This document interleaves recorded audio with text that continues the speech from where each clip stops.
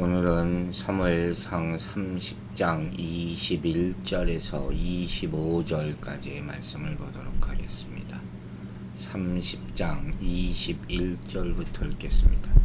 다윗이 전에 피곤하여 능히 자기를 따르지 못함으로 부솔 시내에 머물게 한 200명에게 오매 그들이 다윗과 그와 함께한 백성을 영접하러 나오는지라. 다윗이 그 백성에게 이르러 문안하매 다윗과 함께 갔던 자들 가운데 악한 자와 불량배들이 다 이르되 그들이 우리와 함께 가지 아니하였은즉 우리가 도로 찾은 물건은 무엇이든지 그들에게 주지 말고 각자의 처자만 데리고 떠나가게 하라 하는지라. 다윗이 이르되 나의 형제들아, 여호와께서 우리를 보호하시고 우리를 치러 온 군대를 우리 손에 넘기셨은즉 그가 우리에게 주신 것을 너희에게 이같이 못하리라. 이 일에 누가 너희에게 듣겠느냐?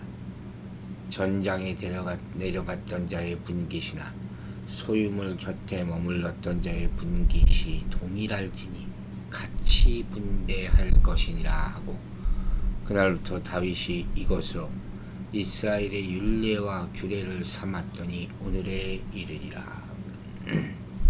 자, 오늘 본문은 여러분 읽다가 중요한 내용을 발견했을 것이에요.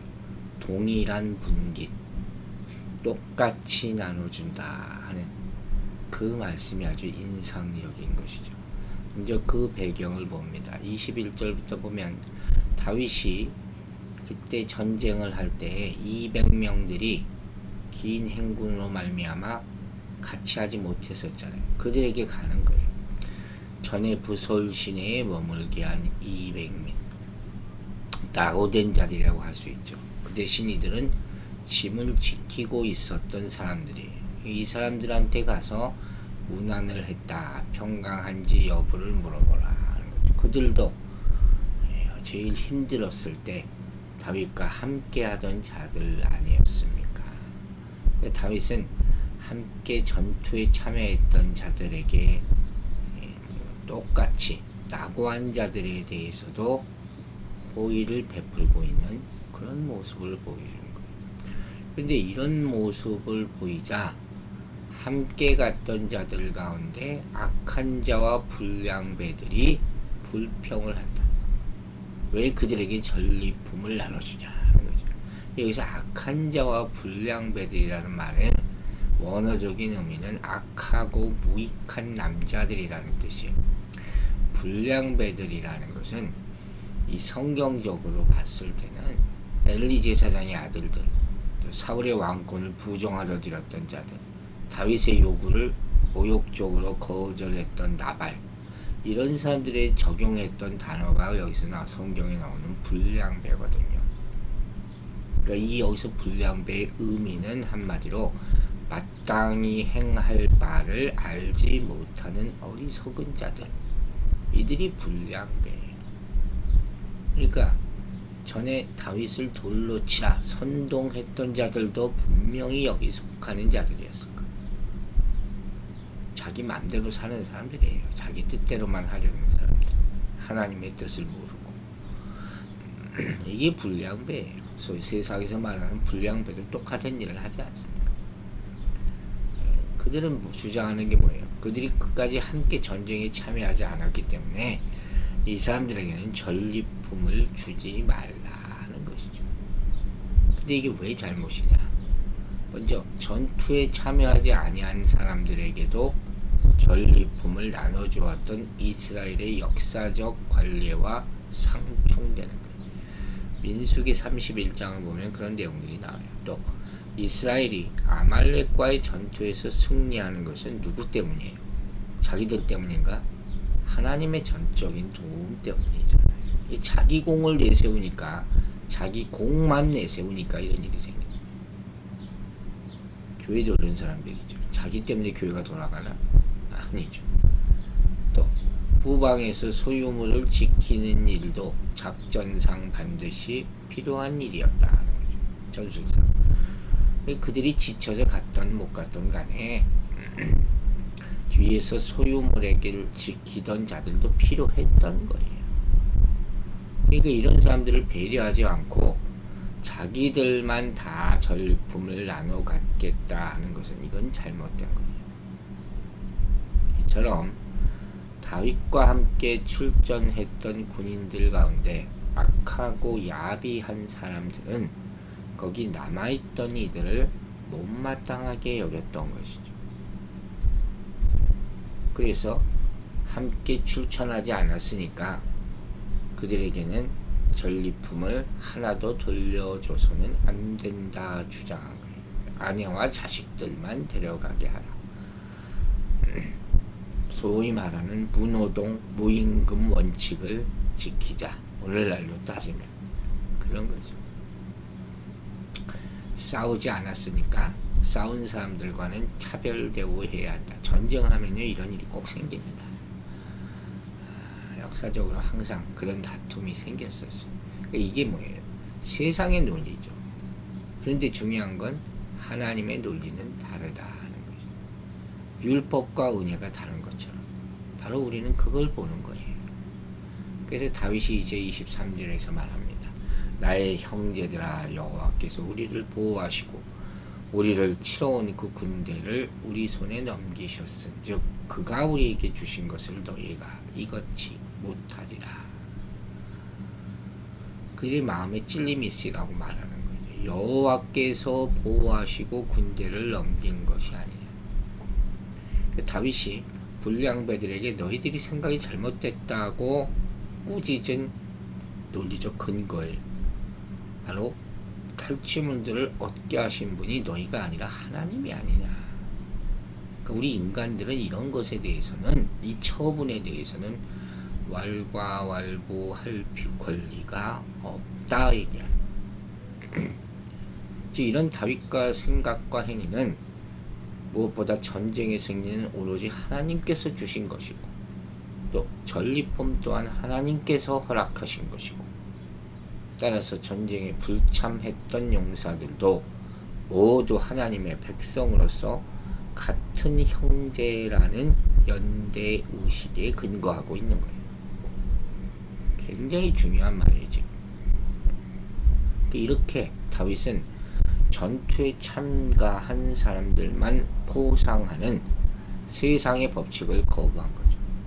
아마 지금도 똑같은 일이 일어나도 똑같이 불평하는 사람들이 분명히 있을 겁니다.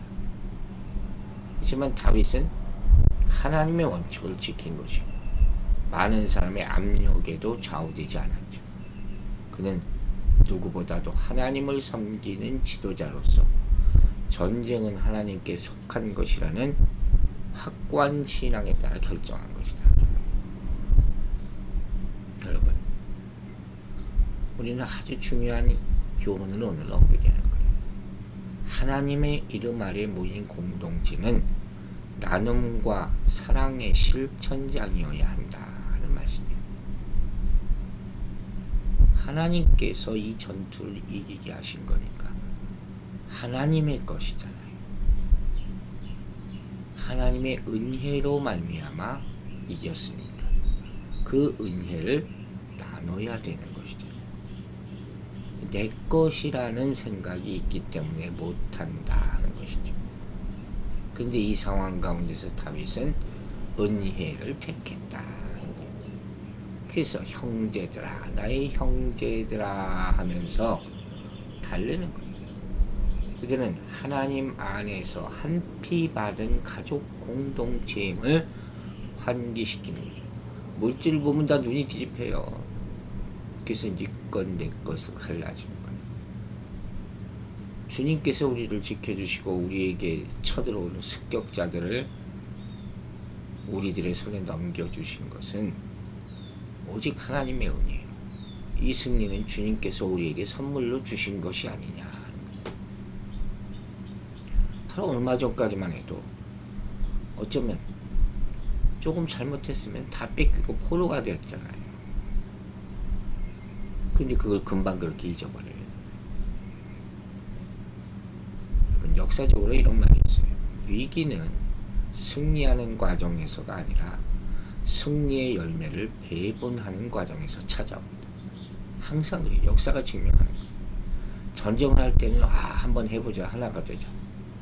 이기고 나면 농공행상에서 맨날 싸움이 일어나 갈라지는 거예요. 죽음을 각오하고 전쟁을 치르잖아요. 그런데 그 노고의 많고 적음을 따져서 보상을 바라지만 왕의 입장은 그게 아니란 말이에요. 그래서 다윗은 지금 똑같이 전리품을 나누라 하는 것이죠. 이 전쟁의 승리가 어디로부터 온 것인가, 이걸 생각하면 이해할 수 있지만 그러지 못하면 이건 이해하기 어려운 얘기죠. 그리고 다윗은 이 모든 것이 하나님의 은혜라 본 거예요. 즉 군인들은 우리에 집중하고 다윗은 하나님에 집중하고, 군인들은 대가를 바라고 다윗은 은혜를 생각한 거예요. 딱 떠오르는 구절이 있죠. 예수님이 하신 품삯의 비유죠. 즉 아침에 온 사람이나 저녁에 온 사람이나 같은 임금을 받는 비유. 이게 이해가 안 간다는 사람들 많잖아요. 난 하루 종일 일했는데. 그죠? 주는 사람 마음이에요. 하나님 나라는 하나님의 은혜의 관점에서 해석되어야 하는 거예요. 그렇게 할 때 세상 법칙이 아닌 하나님을 따라 사는 자답게 살 수 있다 하는 말씀이에요. 참 귀한 말씀이죠. 24절 보세요. 이 일에 누가 너희에게 듣겠느냐? 전장에 내려갔던 자의 분깃이나 소유물 곁에 머물렀던 자의 분깃이 동일할지니 같이 분배할 것이니라 하고 딱 못을 박아요. 지금 이 말은 너희 말은 받아들일 수가 없다. 딱 거부를 하는 거죠. 그러니까 이처럼 다윗은 자신의 생각과 다른 의견이 제시될 때 다른 생각을 가진 사람들을 윽박지르지 않고 논리적으로 설득하려 하는 그런 모습을 계속 보여준 것 같아요.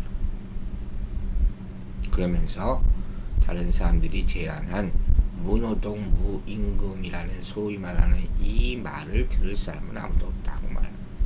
후방에 남아서 물건을 지킨 사람의 몫이나 전방에 가서 싸우는 사람의 몫이나 똑같아야 한다. 하나님이 은혜로 주신 것을 은혜로 나눠야 한다 하는 거죠. 참 인간 세상에서는 받아들이기 쉽지 않은 것이 분명합니다. 하지만 다윗은 오로지 하나님의 은혜 안에서 하나 되게 만드는 것만 생각했던 거예요. 참 대단하죠.